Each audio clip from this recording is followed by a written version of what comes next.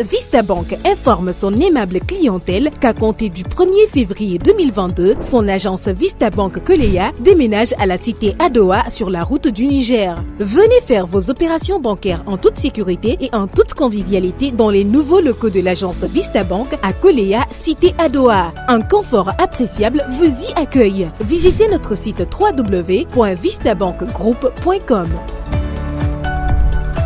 Vista Bank, une banque pour toutes les générations. Bonjour fidèles téléspectateurs, amis sportifs, je suis très heureuse d'être avec vous sur ce plateau des coulisses de la CAN Cameroun 2021.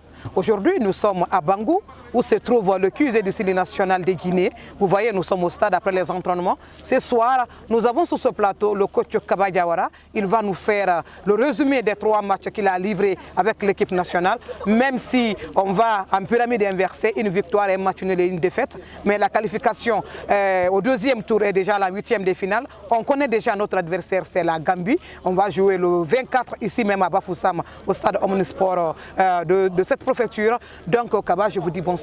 Bonsoir Kazuto. Et bienvenue dans les coulisses de la CAN. Merci, c'est gentil.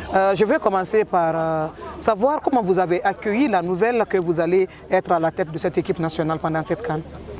J'ai été très content, très honoré parce qu'en bon guinéen, ça met vraiment de la pression. Parce que les nuits étaient courtes, je ne savais pas si ça allait être le cas ou pas. Mais quand on m'a dit que c'était fait et qu'il fallait que je vienne signer, j'ai été très content, très touché. Et je remercie vraiment toutes les personnes qui ont œuvré pour ça. Parce que c'est un grand honneur, mais aussi une grande responsabilité pour moi. Voilà, aujourd'hui on est au Cameroun, vous avez joué 3 matchs. J'ai fait le bilan tout à l'heure, une victoire, un match nul et une défaite. Pouvez-vous nous faire un peu le résumé de ces 3 rencontres? Si on prend le premier match, on était très attendus parce que je crois que la Guinée n'avait plus gagné de premier match de poule depuis 2006. Et je peux en savoir un truc parce que j'y étais. Donc ça, c'était une première bonne nouvelle parce qu'on a changé de système, vous le savez bien, et que les garçons, pour la plupart, faisaient leur premier match en CAN. Donc il fallait aussi gérer ce stress-là. On a été beaucoup critiqué à juste titre parce que dans la campagne pour la Coupe du Monde, on a été ridicule. Le mot est faible. Donc voilà, il fallait se remettre en confiance et ce match, on a réussi à le finir. Alors qu'il y a 2 mois, on aurait certainement pu prendre un but à la fin, voire même le perdre. Donc c'est pour ça que j'ai tenu à féliciter les garçons parce qu'ils ont tenu le coup mentalement sur la fin du match. Après, on est passé à ce gros match face au Sénégal avec vraiment la dimension derby. On avait peur, ça aussi il faut le dire parce que c'est une grosse équipe, ils sont mondialistes, ils sont finalistes de la dernière CAN. Ils jouent ensemble depuis 4-5 ans. Ils sont premiers dans le classement FIFA en Afrique. Ils sont premiers dans le classement africain, donc il fallait sortir un gros match. Donc on a essayé de vraiment motiver les garçons. Ils avaient tellement envie de prouver qu'on avait changé. Donc ils l'ont fait et ça aussi j'en suis fier. Et après il est venu ce 3e match avec un voyage vers Yaoundé. On ne se cherche pas d'excuses, mais entre le 2e et le 3e match, on a reçu les encouragements, les félicitations.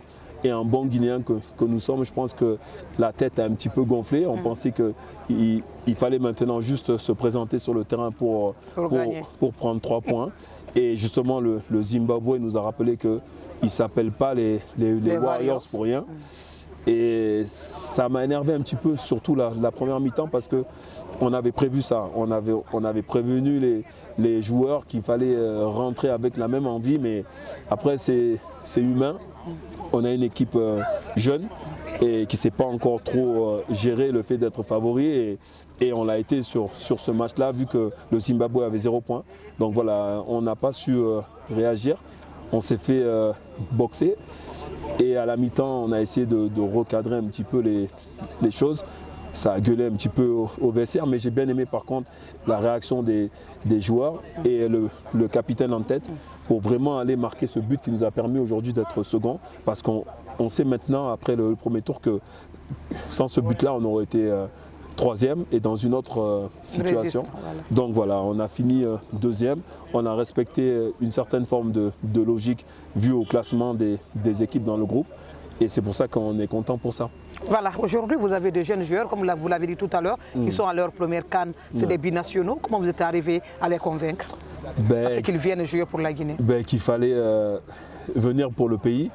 Moi j'ai été le premier binational guinéen, donc j'ai quand même ce langage facile. Les familles, je suis allé voir pour qu'elles acceptent de nous donner, de nous prêter en tout cas leur enfant. Ça s'est bien passé pour certains, pour d'autres un petit peu moins, mais ceux qui sont là en tout cas ils étaient vraiment déterminés à venir jouer pour le Sili, donc on est très content de les avoir, même si on en attend d'autres dans le futur, mais ceux qui sont là sont concernés et concentrés sur l'objectif. On est encore voilà, à l'aube de ce 8e de finale. Et on est vraiment déterminés.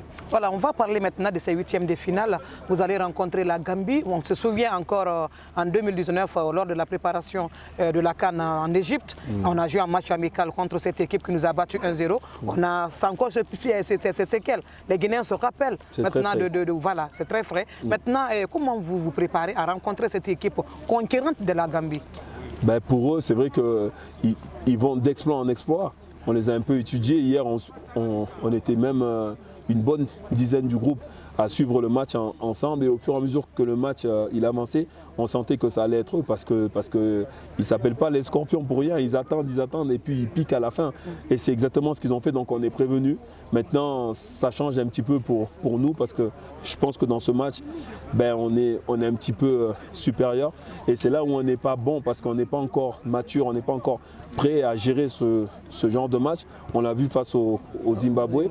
Donc on va essayer justement de rappeler aux garçons sans cesse que si on ne met pas les ingrédients, si on ne met pas tout ce qu'il faut pour aller à la guerre, parce que ça va être une vraie guerre contre eux, il faut se préparer à souffrir. On a montré qu'on était capable de le faire face à une grosse équipe. Il faut essayer de refaire au moins le même début de match que face par exemple au Sénégal. Voilà, aujourd'hui vous avez perdu votre capitaine lors du match contre le Zimbabwe. Est-ce que vous avez pu trouver son remplaçant? Vous allez faire quoi à la place de Nabi aujourd'hui? Parce qu'on a vu un Nabi conquérant qui partait à l'assaut, qui prenait ses responsabilités. Est-ce qu'aujourd'hui vous avez un garçon comme lui dans votre équipe? On n'a pas des joueurs de classe mondiale à bout de champ. On en a un en Guinée, c'est lui. Et d'ailleurs à la mi-temps, je l'ai un peu bougé parce que je voulais que c'est lui le capitaine, c'est lui la star. Il doit prendre ce genre de responsabilité et c'est exactement ce qu'il a fait. Il a même trop fait parce que jusqu'à aller prendre un carton jaune, il voulait tellement essayer d'égaliser qu'il a pris ce carton jaune. Donc il faut que ce soit un autre qui montre le bout de son nez et qui permette justement que le groupe permette à Nabi de rejouer. Et on sait bien que ça veut dire qu'on est obligé de passer. Ils le savent, on le sait. Maintenant, il faut que le garçon qui jouera à sa place, sans lui mettre une trop grosse pression, mais qu'il sache qu'il aura un rôle important, intéressant. Mais je fais confiance à tout le monde pour le mettre en confiance, et moi le premier, pour qu'il joue dans un esprit libéré et qu'il joue avec ses qualités. Et c'est vraiment au niveau du collectif maintenant qu'il faut essayer de remplacer Nabi. Voilà, aujourd'hui, est-ce que vous avez récupéré les blessés? On va de mauvaise nouvelle en mauvaise nouvelle. On ne peut pas tout dire ici, mais voilà, je sais qu'il y en a pour qui ce sera bon, d'autres ce sera moins bon. Mais je le dis, il faut vraiment qu'on donne une réponse collective à tous les problèmes qui peuvent arriver. On a parlé de famille en préparation, on a parlé de famille en début de compétition. Il faut que la famille remplace ceux qui ne sont pas là et qu'on joue vraiment avec un esprit conquérant pour passer ce tour. Voilà, chers téléspectateurs, je vous montre un peu la vidéo de Kaba Diawara dans les vestiaires, comment il harangue un peu ses joueurs. C'était une image amateur, donc excusez-nous pour la qualité, mais regardez-le un peu comment il harangue sa troupe. Les gars, comme je suis agressif là, la même agressivité, c'est la Coupe d'Afrique les gars. Le premier jour j'ai parlé de famille les gars, la famille elle est là. La famille, elle est là, les gars. Et regardez le mec qui est à côté de vous. Regardez-le.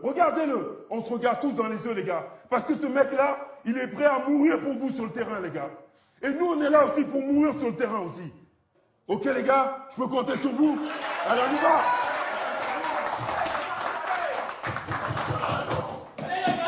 Voilà, Kaba, nous allons revenir sur la compétition. Est-ce qu'on va d'abord parler d'Isiaga? On peut le récupérer? Il est récupérable? J'espère. On peut compter sur lui Inch'Allah, parce que vraiment, on sait que lui, il joue avec un état d'esprit guerrier. Et depuis le début de cette CAN, il montre qu'il a l'expérience maintenant, la maturité pour jouer son rôle et et jouer vraiment le rôle de leader qu'il est, parce qu'il a beaucoup de sélections. Il fait partie des plus anciens et j'apprécie vraiment de l'avoir. Donc là, chaque jour qui passe, je le regarde, c'est bon. Il me dit ouais, ça va aller. Donc Inch'Allah qu'il soit prêt, quoi. Voilà, maintenant sur la compétition, votre regard sur le premier tour.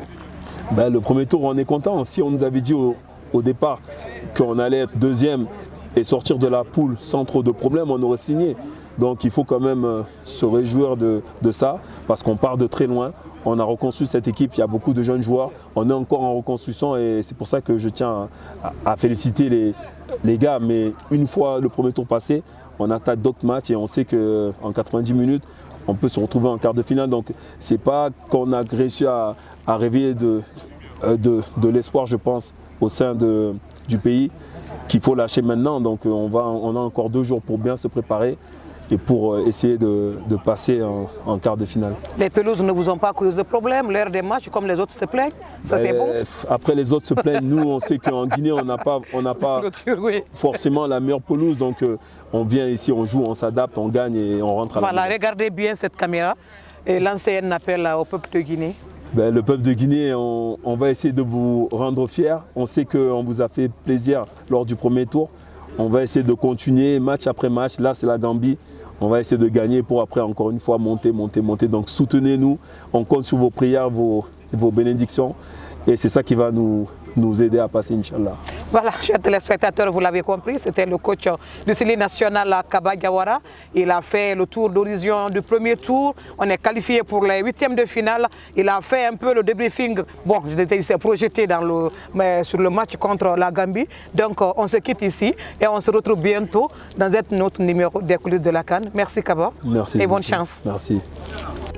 Vista Bank informe son aimable clientèle qu'à compter du 1er février 2022, son agence Vista Bank Koleya déménage à la cité Adoa sur la route du Niger. Venez faire vos opérations bancaires en toute sécurité et en toute convivialité dans les nouveaux locaux de l'agence Vista Bank à Koleya, cité Adoa. Un confort appréciable vous y accueille. Visitez notre site www.vistabankgroup.com. Vista Bank, une banque pour toutes les générations.